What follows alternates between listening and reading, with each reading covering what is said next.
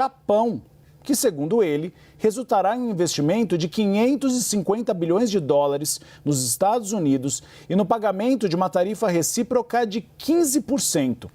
A informação foi publicada nas redes sociais, um padrão de Donald Trump que anuncia tudo na Truth Social. Ele ainda acrescentou que o Japão se abrirá ao comércio de carros, caminhões, arroz e certos produtos agrícolas, entre outros itens.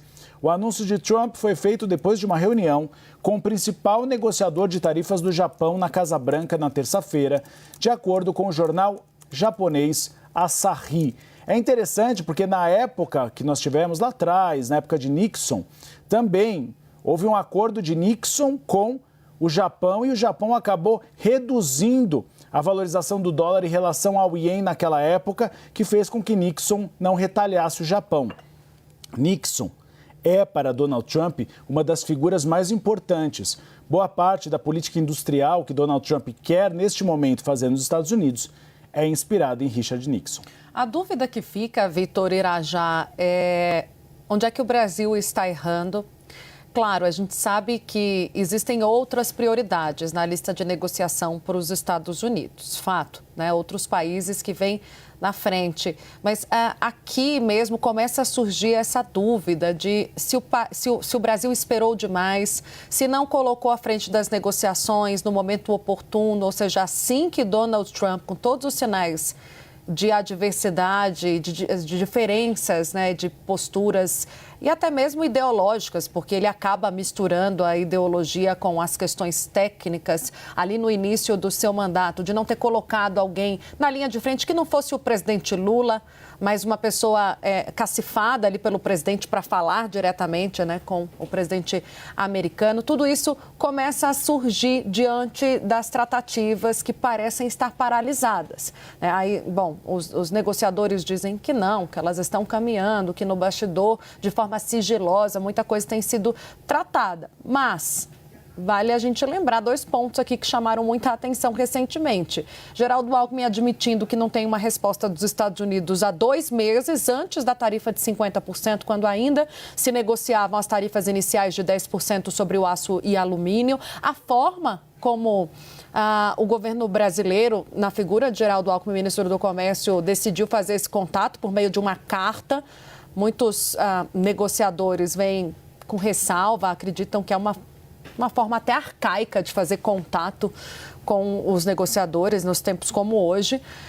E tem ainda essa última informação da embaixadora do Brasil que tentou contato com o Departamento de Estado e ouviu que era tarde demais para negociar qualquer coisa, quando ainda estamos dentro do prazo. O prazo está se exaurindo, mas ainda estamos dentro do prazo previsto por Donald Trump. Enfim, são variantes que começam a surgir e que colocam em xeque o poder de negociação do Brasil, Vitor Irajá. Pois é, né, Tainá? Muito boa tarde a você e a Uribe e a todos. Tainá, acho que tem alguns aspectos que são relevantes da gente trazer para essa discussão, que são, primeiro, você citou exatamente essa tarifa básica de 10%, né? Houve, num primeiro momento, inclusive, uma análise por parte de entes de mercado, também formuladores de política econômica, de que o Brasil tinha sido até beneficiado por essa aplicação de uma tarifa básica de 10%, né, para as nossas exportações aos Estados Unidos.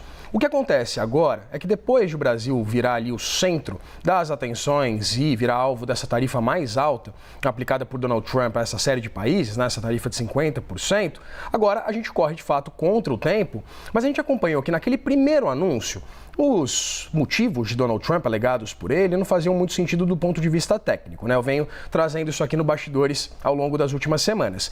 Porém, a gente tem acompanhado agora, a partir dessa instalação, inclusive de uma investigação das autoridades norte-americanas acerca de possíveis, por exemplo, práticas anticoncorrenciais do Brasil, o Brasil ele pode sim, aí sim, ser atingido de uma maneira um pouquinho mais baseada em fatos.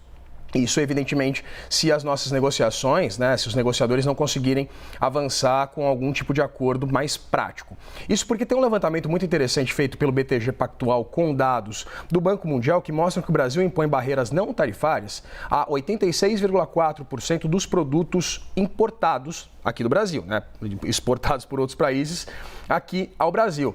Sejam elas, por exemplo, padronização de embalagens, algum tipo de restrição do ponto de vista sanitário, há uma série de restrições restrições não tarifárias que o Brasil impõe a esses produtos que entram aqui na economia brasileira. A média mundial é de 72% dessas barreiras não tarifárias, ou seja, 86,4% dos produtos que chegam ao Brasil têm algum tipo de restrição comercial. Isso pode virar alvo dos Estados Unidos, a gente pode ser penalizado por Donald Trump por causa dessas propostas. E por que eu estou citando esses dados?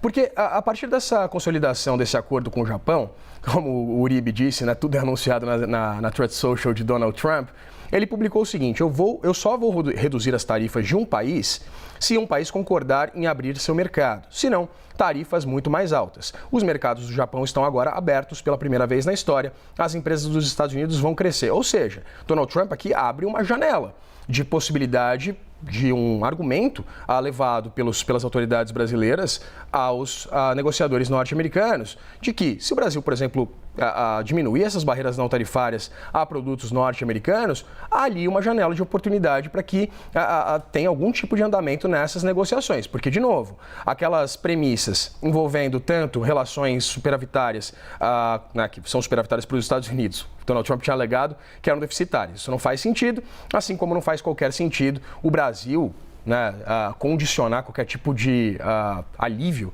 por exemplo, do ponto de vista judicial ao ex-presidente Jair Bolsonaro.